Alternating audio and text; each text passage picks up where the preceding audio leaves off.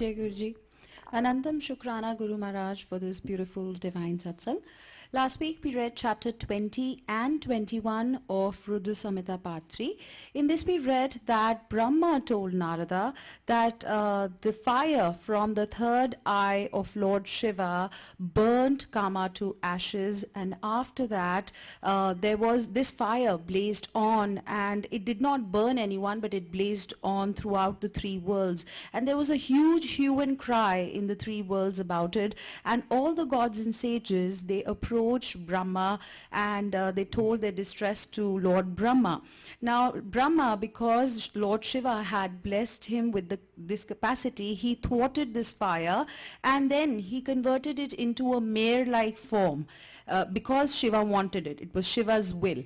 Then he went up to the seashore and took this mare-like form with it. And then the sea took a human form, came out and eulogized Brahma. He then requested Brahma to command him. So Brahma requested the sea to bear and to preserve this mare-like form, because he told her he told sea that this was the fire of fury of Lord Shiva, which had been converted into a mare, and the sea should bear it and preserve it till the final dissolution of all living beings. So the sea agreed, and the mare walked into the sea and started consuming the currents, the water currents, and thereafter all the fire was doused and the universe returned to normalcy. All the gods were happy and Brahma went back to his abode. In the next chapter we read that Narada requested Brahma to narrate what happened to Parvati and what was her story after Kama was burned to ashes. So Brahma told Narada that after Kama was burned to ashes, there was a huge loud noise that arose, and this terrified goddess Parvati, who left for her abode from there along with her two maids, but she was inconsolable. She was crying because of separation from the Lord, and she kept muttering Shiva, Shiva, and the family could not see that. Then Narada came to Himalayas, and the Lord of the mountain told him about the condition of Parvati, and he left hastily from that place and secretly went to meet Parvati. There he told Parvati that Parvati cannot marry anyone but Shiva, but for that to happen, she needs to propitiate the Lord by performing severe penance. He also gave the 5-syllabled mantra Om Namah Shivaya and asked her to repeatedly chant this mantra so that she can propitiate the Lord, and he then left for heaven, and of course Parvati was delighted to receive that kind of guidance from Narada. Today we will be reading chapter 22, which is the description of Parvati's penance. Aarti Aunty will be reading in English and I will be reading in Hindi. Jai Guruji.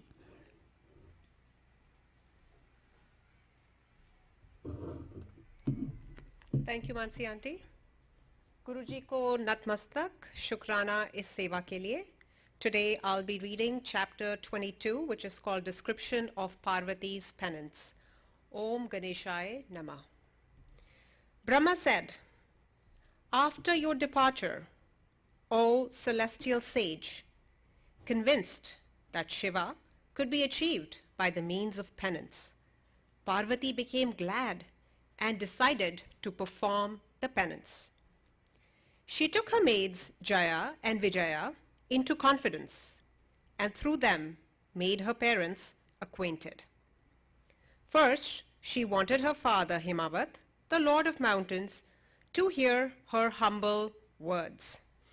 Now what Goddess Parvati is trying to do here is she's trying to convince her parents one by one. तो आगे पढ़ते हैं क्या हुआ. The maid said, O Himavat, let the words of your daughter be heard through us. She wishes to make her body, beauty, and family fruitful. This can be achieved through penance and not otherwise. O excellent mountain, the permission may kindly be given. Let Parvati go to the forest and perform penance there. Brahma said, O excellent sage, thus requested by Parvati, through the maids, The Lord of the Mountains carefully considered the proposal and said, Himachala said, "This appeals to me. It appeals to Mena as it ought be. What else can be a better course? There is no doubt about it, is that my house will be fortunate. If her mother also likes this, what can be more auspicious than this?" Brahma said, after hearing the words spoken by her father, and in a way commanded by him, the two maids went to her mother along with her. O Narada, approaching Parvati's mother, they bowed down with palms joined in reverence. They respectfully spoke thus. The maid said, "O mother, O gentle lady, please listen to the words of your daughter. Obeisance be to you. You will listen with pleasure and act accordingly. For the sake of attaining Shiva, your daughter wishes to perform a very severe penance. She has secured the permission of her father. She now wants to seek it from you. O chaste lady, she is desirous of making her beauty fruitful. If your permission too is received, the penance can be performed." Brahma said, "O excellent sage, after saying this, the maids became silent. Distressed in mind, Mena did not accept the proposal. Then Parvati herself spoke to her mother, joining her palms in humility and remembering the lotus-like feet of Shiva. Parvati said, "O mother, I shall be going in the morning for performing penance to achieve Shiva. Please permit me to go to the penance grove for the task." Brahma said, on hearing the words of her daughter Mena, was distressed. That chaste lady called her daughter near and spoke to her in dejection. Mena said, "O daughter Shiva, if you are distressed, if you wish to perform penance, you can do it at home. O Parvati, do not go out. Where do you wish to go for performing penance? All the deities are in my house. All the holy centers and the different temples too are here." Now this is the heart of a mother trying to dissuade her delicate daughter from performing this very difficult penance. "Do not be stubborn, dear daughter. You shall not go out of your home. What did you achieve when you went out previously? What are you going to achieve at present? Dear child, slender is your body and hard is the penance. Hence you shall perform penance here. You shall not go out. For a woman to go to a penance grove for the realization of a desire is what we have never heard of before. Hence, dear daughter, do not go out for penance." Brahma said, thus, in various ways, the daughter was dissuaded by her mother. But she did not find any pleasure except in propitiating Shiva.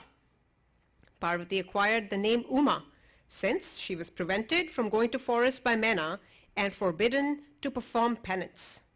O sage, on realizing that Parvati was quite dejected, Mena, the beloved of the mountain, permitted her to perform penance.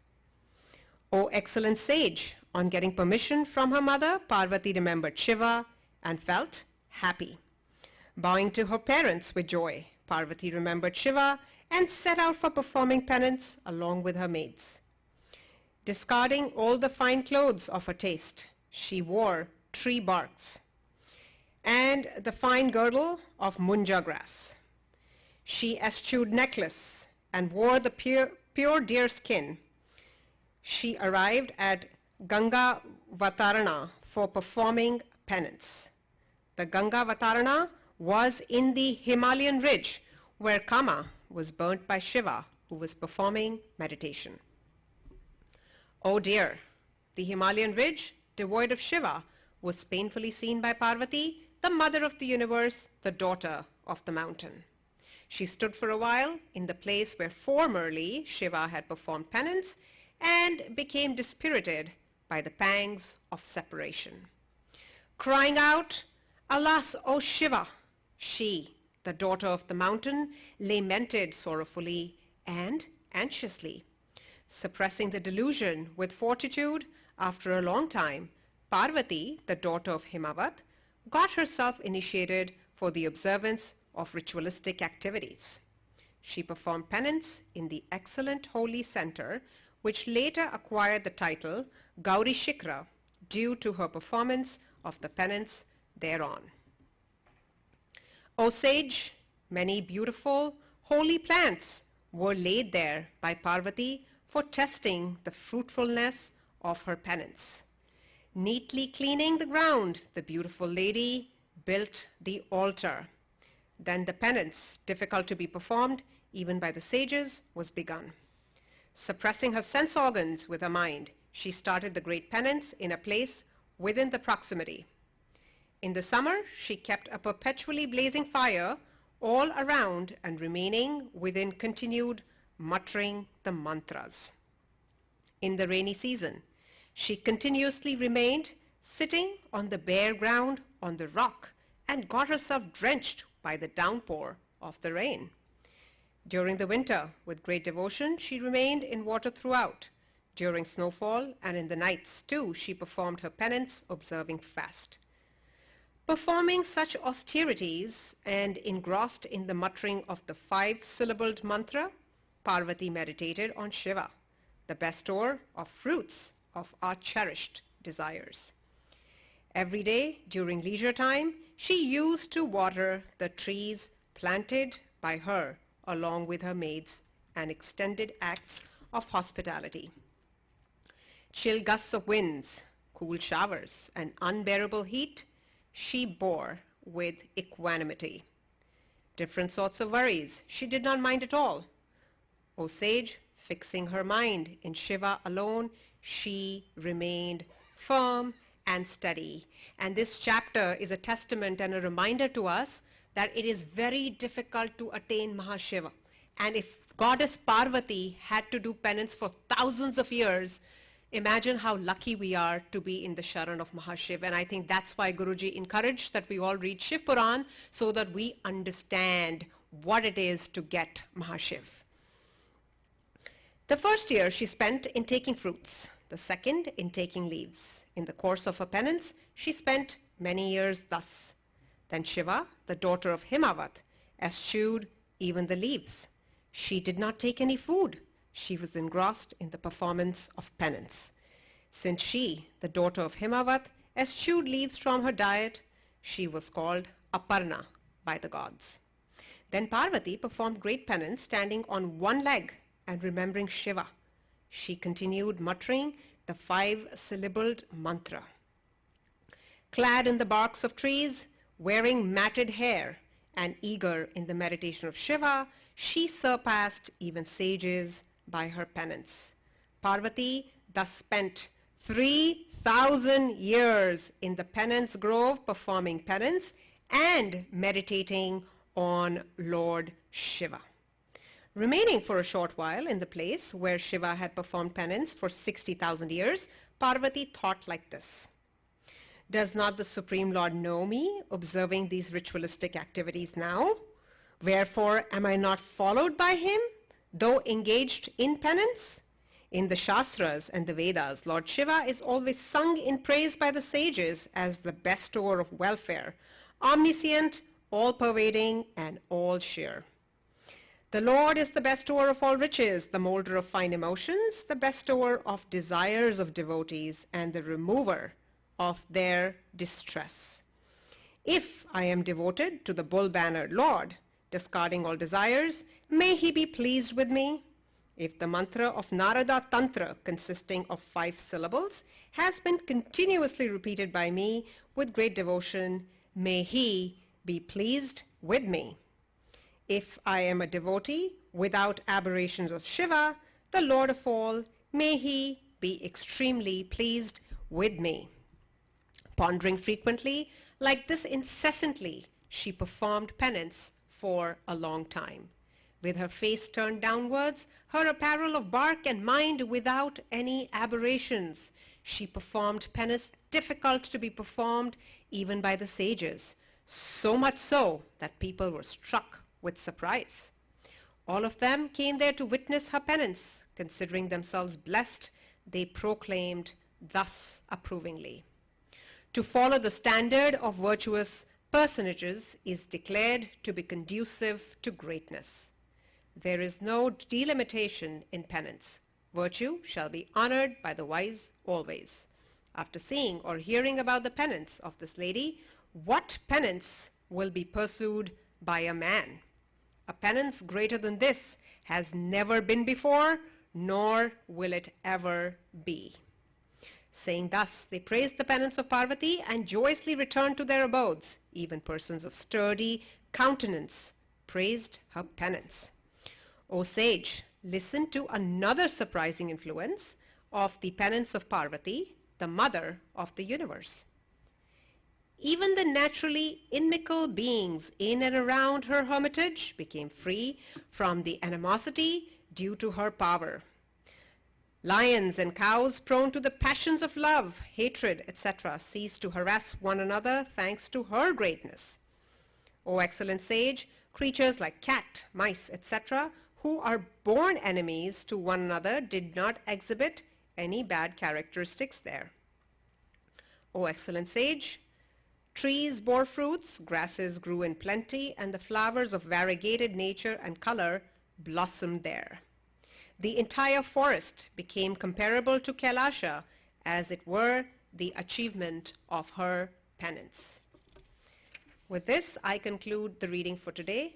Sangat ji koi bhool chook ho gayi ho to main क्षमा प्रार्थी हूँ. I would like to invite Mansi aunty to read the same in Hindi. Jai Guruji, Sada Shukrana Maharaj.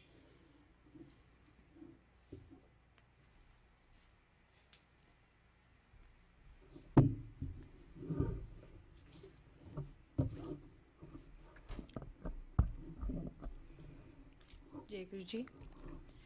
Shri Shiv की आराधना के लिए पार्वती जी का दुष्कर तपस्या। ब्रह्मा जी कहते हैं, देवर्षि, तुम्हारे चले जाने पर प्रफुल्लचित हुई पार्वती ने महादेव जी की तपस्या से ही साध्य माना और तपस्या के लिए ही मन में निश्चय किया। तब उन्होंने अपनी सखी जया और विजया के द्वारा पिता हिमाचल और माता मेना से आज्ञा मांगी। पिता ने तो स्वीकार कर लिया, परंतु माता मेना ने स्नेहवश अनेक प्रकार से समझाया और घर से दूर वन में जाकर तप करने से पुत्री को रोका। मेना ने तपस्या के लिए वन में जाने से रोकते हुए माँ बाहर ना जाओ ऐसा कहा। इसीलिए उस समय शिवा का नाम उमा हो गया। मुने, शैलराज की प्यारी पत्नी मेना ने रोकने से शिवा को दुखी हुई जान अपना विचार बदल दिया और पार्वती को तपस्या के लिए जाने की आज्ञा दे दी।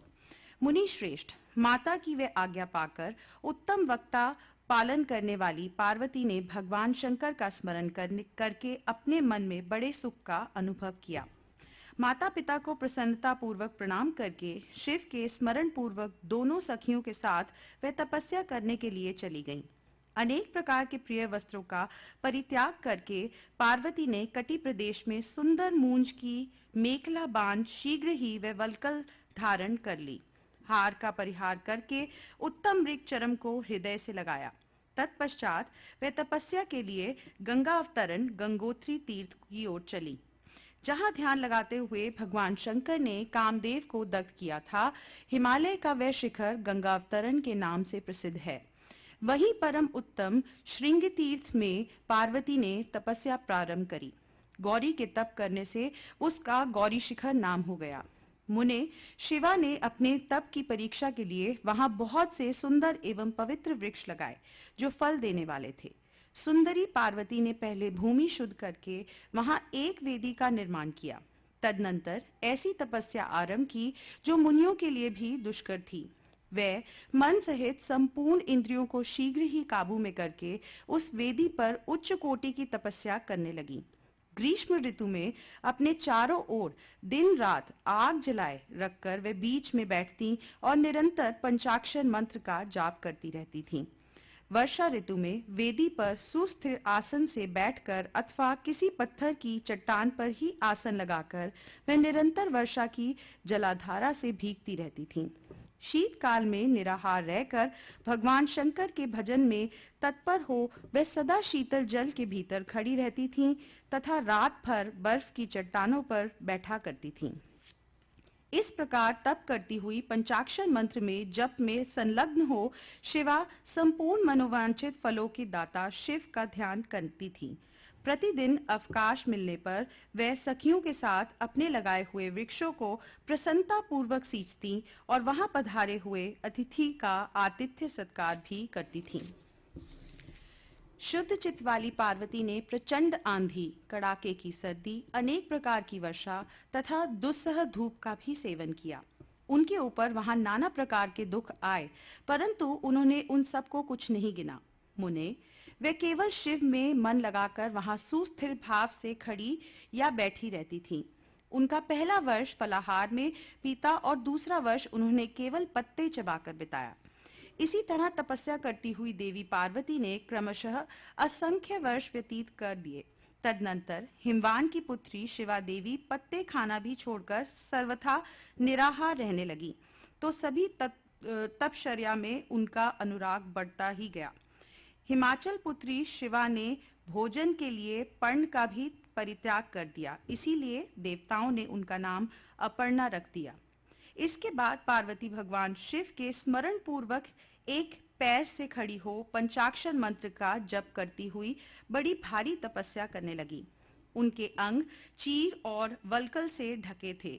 वे मस्तक पर जटाओं का समूह धारण किए रहती थीं। इसी प्रकार शिव के चिंतन में लगी हुई पार्वती ने अपनी तपस्या के द्वारा मुनियों को जीत लिया। उस तपोवन में महेश्वर के चिंतन पूर्वक तपस्या करती हुई काली के 3000 वर्ष बीत गए। तदनंतर जहां महादेव जी ने 60,000 वर्षों तक तप किया था, उस स्थान पर क्षण भर ठहरकर शिवा देवी इस प्रकार चिंता करने लगी, क्या महादेव जी इस समय ये नहीं जानते कि मैं उनके लिए नियमों का पालन में तत्पर हो तपस्या कर रही हूँ? फिर क्या कारण है कि सुदीर्घ काल से तपस्या में लगी हुई मुझ सेविका के पास वे नहीं आए? लोक में, वेद में और मुनियों द्वारा सदा गिरीश की महिमा का गान किया जाता है। सब यही कहते हैं कि भगवान शंकर सर्वज्ञ, सर्वात्मा, सर्वदर्शी, समस्त ऐश्वर्यों के दाता, दिव्य शक्ति संपन्न, सबके मनोभावनाओं को समझ लेने वाले, भक्तों को उनकी अभीष्ट वस्तुओं देने वाले और सदा समस्त क्लेशों का निवारण करने वाले हैं। यदि मैं समस्त कामनाओं का परित्याग करके भगवान वृषभ ध्वज में अनुरक्त हुई हूँ, तो वह कल्याणकारी भगवान शिव यहाँ मुझ पर प्रसन्न हो। यदि मैं नारद तंत्रोक्त शिव पंचाक्षर मंत्र का सदा उत्तम भक्ति भाव से विधि पूर्वक जप किया हो, तो भगवान शंकर मुझ पर प्रसन्न हो। यदि मैं सर्वेश्वर शिव की भक्ति से युक्त एवं निर्विकार हूँ, तो भगवान शंकर मुझ पर अत्यंत प्रसन्न हो। इसी तरह नित्य चिंतन करती हुई जटा वल्कल धारिणी निर्विकारा पार्वती मुंह नीचे किए सुदीर्घ काल तक तपस्या में लगी रहीं। उन्होंने ऐसी तपस्या की जो मुनियों के लिए भी दुष्कर थी। वहां उस तपस्या का स्मरण करके पुरुषों को बड़ा विस्मय हुआ। महर्षि, पार्वती की तपस्या का दूसरा प्रभाव था, उसे भी इस समय सुनो। जगदम्बा पार्वती का वह महान तप परम आश्चर्यजनक था। जो स्वभावत एक दूसरे के विरोधी थे, ऐसे प्राणी भी उस आश्रम के पास जाकर उनकी तपस्या के प्रभाव से विरोधारित हो जाते थे।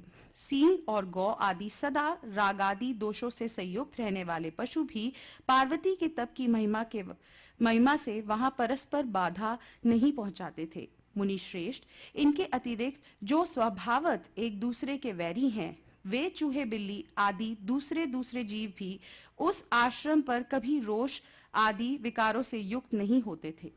वहां के सभी वृक्षों में सदा फल लगे रहते थे। भांति भांति के तृण और विचित्र पुष्प उस वन की शोभा बढ़ाते थे। वहां का सारा वन प्रांत कैलाश के समान हो गया। पार्वती के तप की सिद्धि का साकार रूप बन गया। अध्याय 22 समाप्त। जय गुरु जी।